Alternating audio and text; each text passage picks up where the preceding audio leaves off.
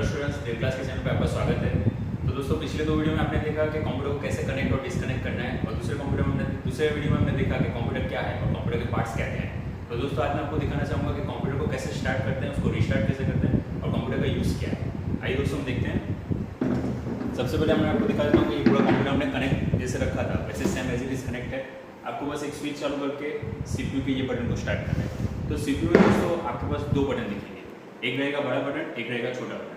जो बड़ा बटन होता है वो हमेशा स्टार्ट करने के लिए और शट डाउन करने के लिए होता है। छोटा बटन जो होता है वो हमेशा रिस्टार्ट करने के लिए होता है। हम लोग मोबाइल में भी जनरली देखते हैं कि साइड से आप बटन दबाते हो तो आपके पास दो ऑप्शन दिखाते हैं, एक शट डाउन, एक रिस्टार्ट। तो सेम एज इट इज यही दोनों बटन यूज होते हैं। हाँ, लेकिन अलग अलग CPU के मॉडल के हिसाब से अलग अलग बटन्स अलग अलग वे होते हैं। जैसे बड़ा बटन कभी ऊपर हो, कभी नीचे हो, कभी अप डाउन हो। हाँ, लेकिन इनको पहचाना जाता है हमेशा ऐसे कि ये बड़ा बटन होता है स्टार्ट करने के लिए, छोटा बटन हमेशा रिस्टार्ट करने के लिए। तो जैसे आप इसको दबाते हैं तो देखिए यहाँ पे एक लाइट स्टार्ट होती है, वहाँ से आपका डायरेक्ट कंप्यूटर स्टार्ट हो जाता है। CPU पे एक बटन दबाने से डायरेक्ट कंप्यूटर स्टार्ट कर देते हैं। तो जनरली आप देखते हैं दोस्तों, यहाँ पे पूरा एक सिस्टम स्टार्ट हो रहा है कंप्यूटर। तो जनरली जब कंप्यूटर स्टार्ट होता है तो ये पूरा एक जो सिस्टम चल रहा है इसको हम BIOS सिस्टम कहते हैं, बेसिक इनपुट आउटपुट सिस्टम। वो एक ऐसा सिस्टम है जब कंप्यूटर आप स्टार्ट करते हो, कीबोर्ड माउस को वेरीफाई करता है कि ये प्रॉपर्ली कनेक्ट है कि नहीं, कंप्यूटर के जो भी बाकी के पार्ट्स है वो कनेक्ट है कि नहीं। उसको एक बार कनेक्ट करने के बाद वो एक बार वेरीफाई करके स्टार्ट करता है। देखिए यहाँ पे आप देख रहे हैं एक प्रोसेस चल रही है वेलकम की, और ये वेलकम पूरा प्रोसेस आपको दिख रहा है। ये कंप्यूटर आपका यहाँ पे स्टार्ट हो गया।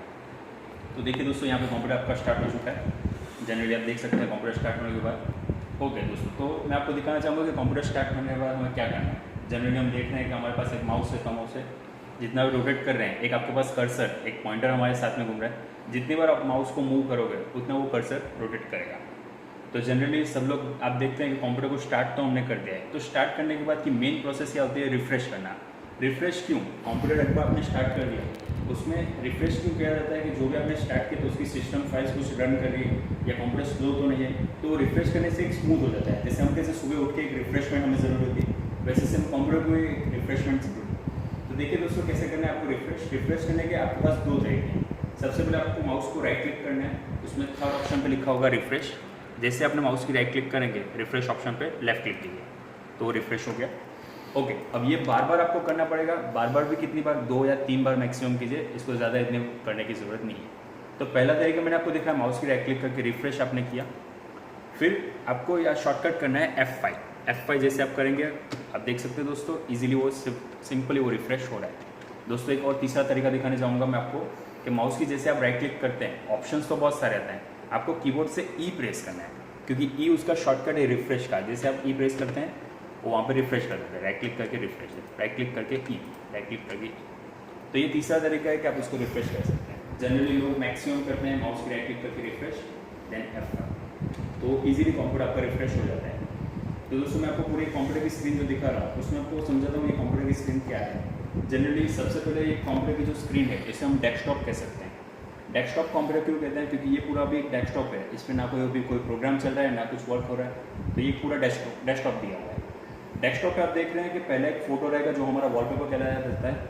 वॉलपेपर के साइड पे आपको बहुत सारे छोटे छोटे आइकॉन्स दिखेंगे, इनको हम आइकॉन कहते हैं। आइकॉन भी कह सकते हैं और प्रोग्राम्स भी कह सकते हैं, क्योंकि हम जैसे हमारे मोबाइल में जैसे मेन्यू बटन दबाते हैं तो उसमें अलग अलग एप्लीकेशन दिखती हैं। ये सेम एज इट इज यहाँ पे सब अलग अलग एप्लीकेशन के आइकॉन दिए हैं। और सबसे बॉटम नीचे के आप देखेंगे, बॉटम में आप देख रहे हैं पूरी एक विंडो दी हुई है जिसको हम कह सकते हैं टास्क बार।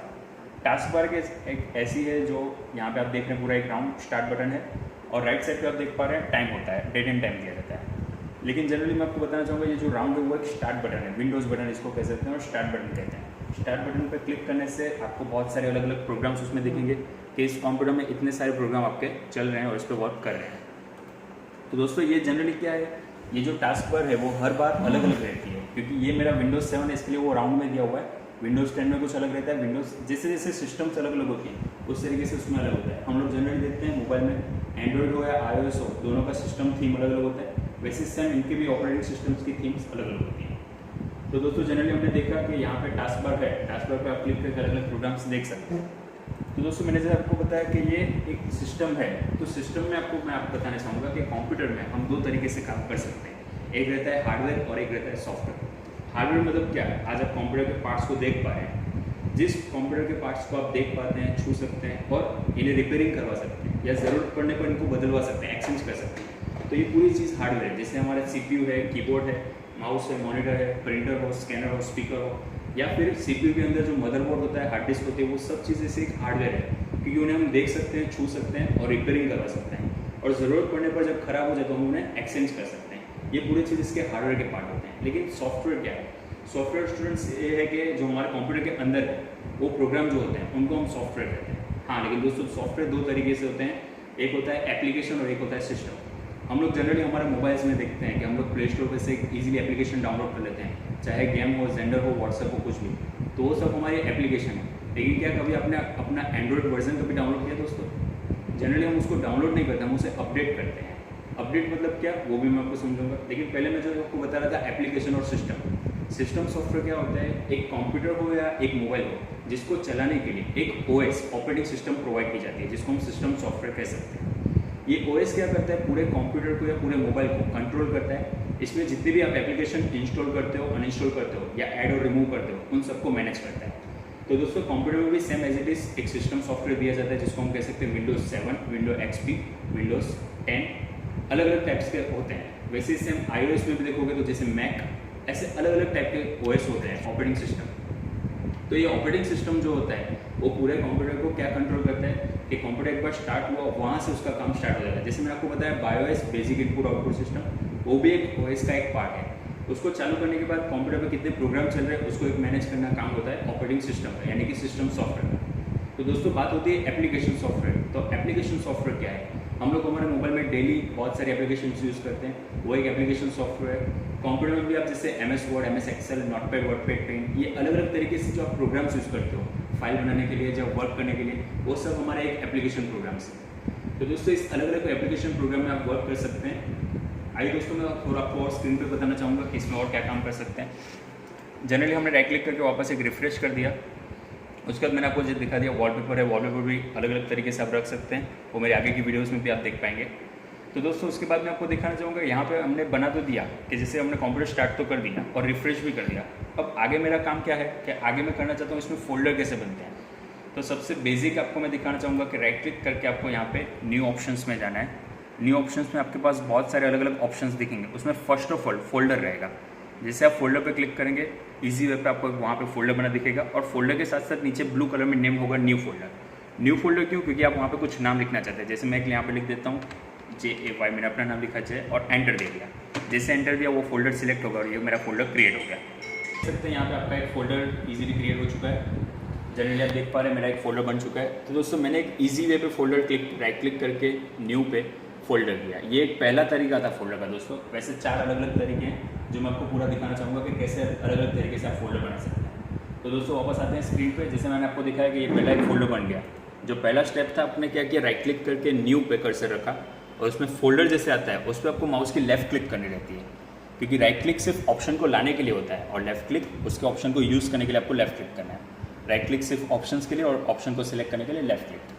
तो जैसे आप फोल्डर पे क्लिक करते हैं इजी वे आपका फोल्डर एक बन जाता है। उसको आप जो भी नाम नंबर देना चाहें दे सकते हैं।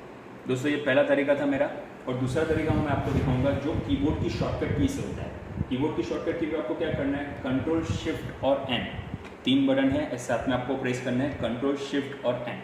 जैसे आप कंट्रोल शिफ्ट एन दबाएंगे डायरेक्ट आपका एक न्यू फोल्डर क्रिएट हो जाएगा। ये इजी वे एक आप डायरेक्टली शॉर्टकट की से आप फोल्डर अपना बना सकते हैं। वहाँ पे भी सेम आपको करना है। जैसे मैंने यहाँ पे लिख दिया ABC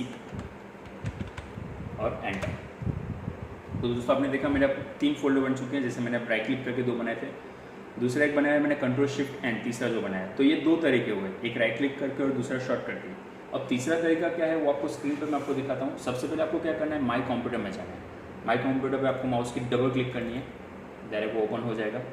उसके अंदर आपके पास जो अलग अलग ड्राइव दी होगी, हार्ड डिस्क ड्राइव, ये हार्ड डिस्क एक ऐसा है स्टोरेज डिवाइस है जो आपको आगे की वीडियोस में जानने को मिलेगा हार्ड डिस्क क्या है उसका डिटेल्स में। लेकिन अभी मैं आपको हाल फिलहाल बता देता हूँ। हार्ड डिस्क के ये अलग अलग पार्ट दिए हुए हैं CDE।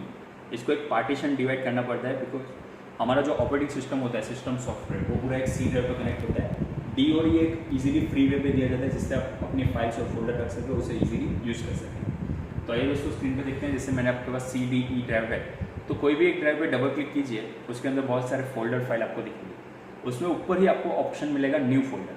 तो ये न्यू फोल्डर पर सिर्फ आपको लेफ्ट क्लिक करना है दोस्तों, डायरेक्ट आपको फोल्डर बन जाता है। और उस पर ईजिली जो भी आप नाम देना चाहें दे सकते हैं। ये तीसरा तरीका हुआ कि हम लोग माई कंप्यूटर में जाके किसी भी ड्राइव में अपना फोल्डर बना सकते हैं। तो दोस्तों चौथा तरीका क्या है? चौथा तरीके लेके आपको एक प्रोग्राम रन करना है। जैसे मैं यहाँ से स्टार्ट में जाता हूँ, यहाँ पे अलग अलग प्रोग्राम दिख रहे हैं, मैंने उसमें नोटपैड स्टार्ट किया।